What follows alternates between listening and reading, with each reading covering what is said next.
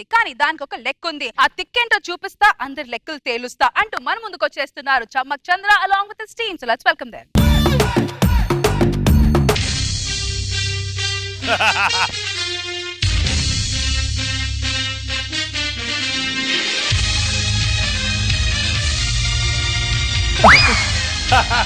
రాజాదిరాజ రాజ మార్తాండ రాజ గంభీర శ్రీ శ్రీ శ్రీ వీర ప్రతాప మహారాజు గారు ఏం చేస్తున్నారు?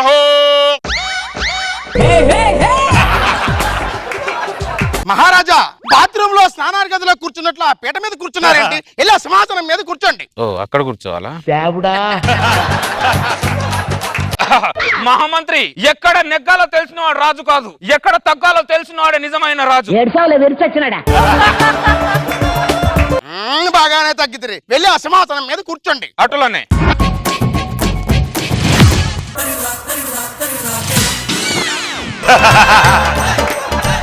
ఏమి చేయుచున్నారు? చలికత్తె ఊపుతున్నా. ఎందుకు? 2 నెలల నుంచి ఆవిడే ఊపుతుంది పాపం. 2 నెలలైనా 2 సంవత్సరాలైనా ఆవిడే ఊపాలి. ఓహో, మీరే ఊపాలంట. సింహాసనం మీద కూర్చోండి.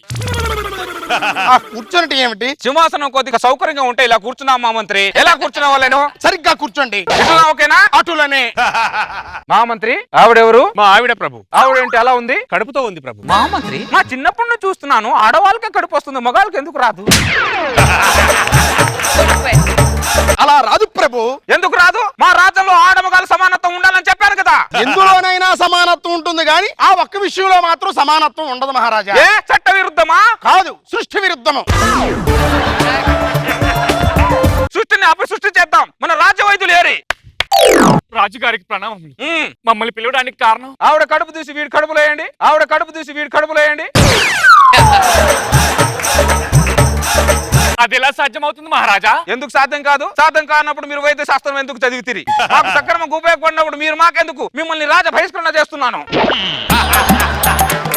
మహామంత్రి, మీరు నన్ను కాపాడాలి. మహారాజా, ఆ. పిల్లలు అన్న తర్వాత ఆడవాళ్లే కనాలి. పిల్లలను ఆడవాళ్ళకి లాంటి మేము చదివిన పాఠ్య పుస్తకాల్లో లేదే. మీరు పుస్తకముల దాకా ఎక్కడ వచ్చేతరి? పలకా బలపం దగ్గరే ఆగిపోతారు. పలకా బలపం దగ్గరే ఆగిపోతారు.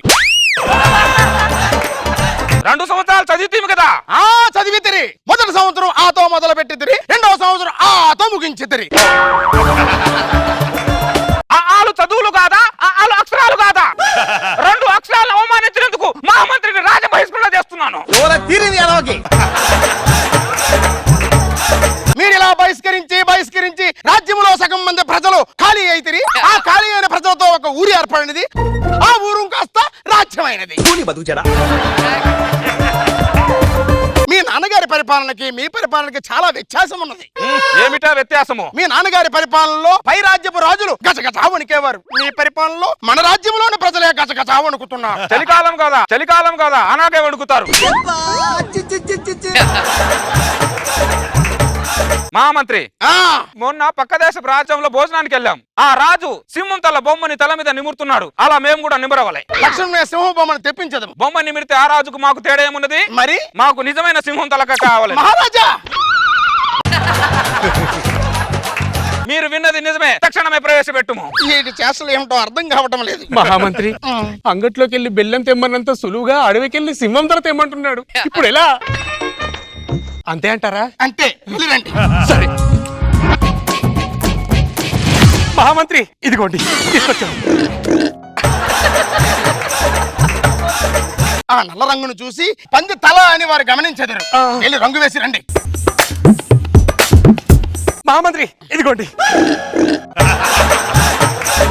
ఒక్క నిమిషం. మహారాజా, అప్పుడే తీసుకొచ్చితిరా? ఆ. సింహంతో తేవడానికి 3 రోజులు పడుతుంది అనుకున్నాం. 1 రోజులో ఎలా తీసుకొచ్చితిరి? అంటే మహారాజా, ఈ సింహము మన రాజ్యపు గోడని ఇలా రుద్దుతూ నిలబడింది మహారాజా. వెనుక నుండి టపీమని పట్టేసుకున్నాను.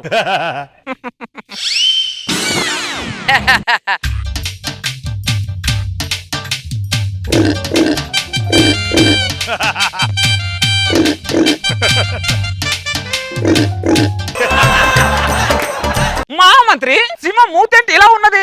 అంటే మహారాజా, ఈ సింహాన్ని చంపే ముందు నన్ను చంపొద్దు అంటూ ఉండగానే తల నరికేస్తాడు మహారాజా.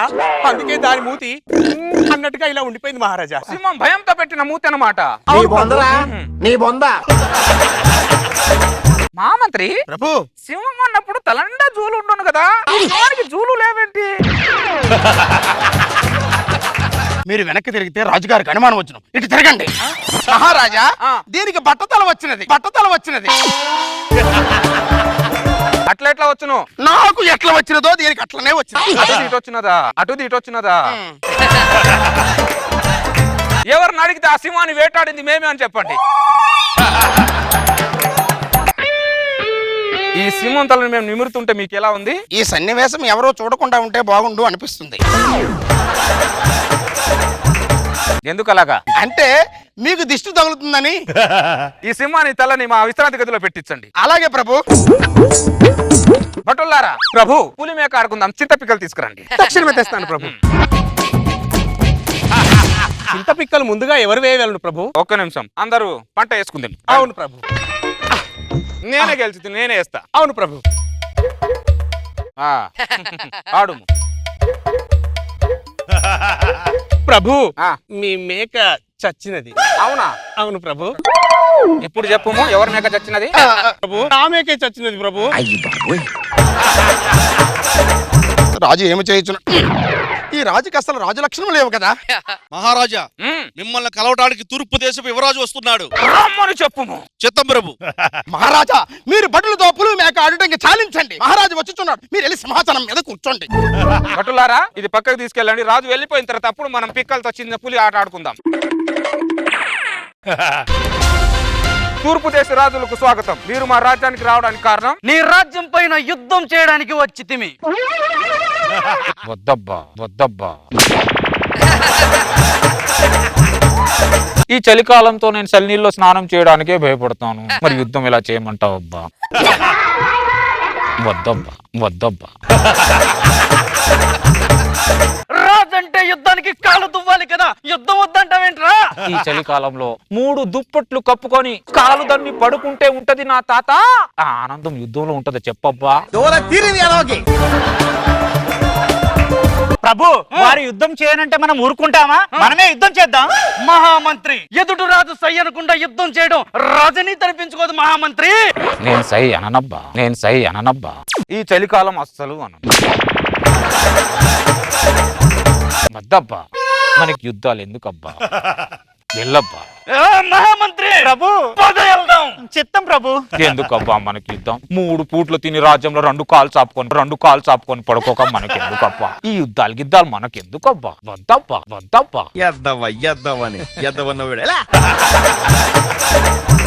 మహామంత్రి ప్రభు, వంట అయినదా? అయినది ప్రభు. పదండి తిందాం. వేడి పూలో నెయ్యి వేసుకొని తింటే నా తాత పరిపాలన ముఖ్యమా పప్పు ముఖ్యమా అడుగుతాను. పప్పే ముఖ్యం అంటాను. అలా ఉంటుంది నా తాత.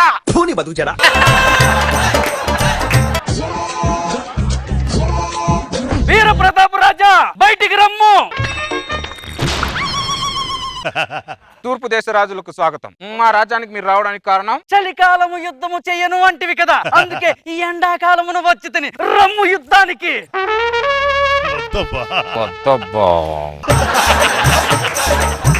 ఇంత ఎండలో పడి ఎందుకు వచ్చావబ్బా?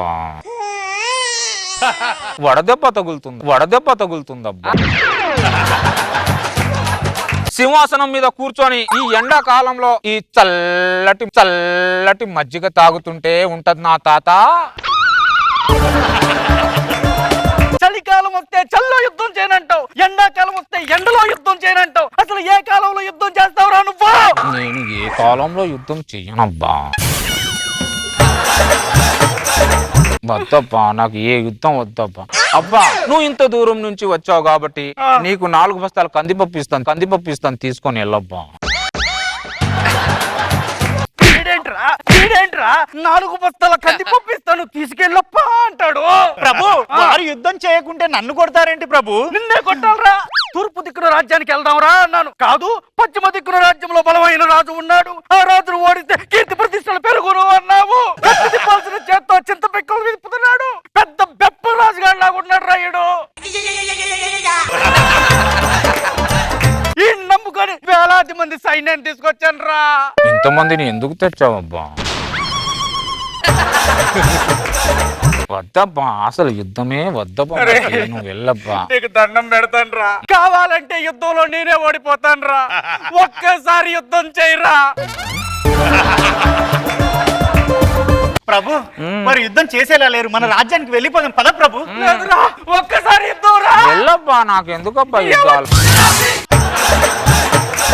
3 పూట్ల తిని రాజ్యంలో కాలు చాపుకొని పడుకోక మనకి ఎందుకబ్బా ఈ యుద్ధాలు. భటులారా మంచి నిర్ణయం తీసుకుని తినా. మంచి నిర్ణయం ప్రభు. మనకి ఎందుకబ్బా ముద్ద పప్పుతో నెయ్యి చేసుకుని తినుకోక. పదండి మా మంత్రి వంట అయినదా? అయినది ప్రభు. పదండి వడ్డించు.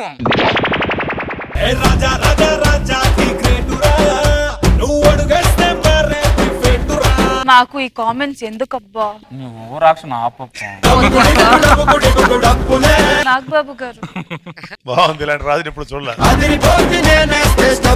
గుడ్ అంటే రోజా గారు మంచి బెప్పం రాజు. అసలు ఫస్ట్ వచ్చి కింద కూర్చోగానే నవ్వొచ్చింది నాకు, కొత్తగా అనిపించింది. నైస్.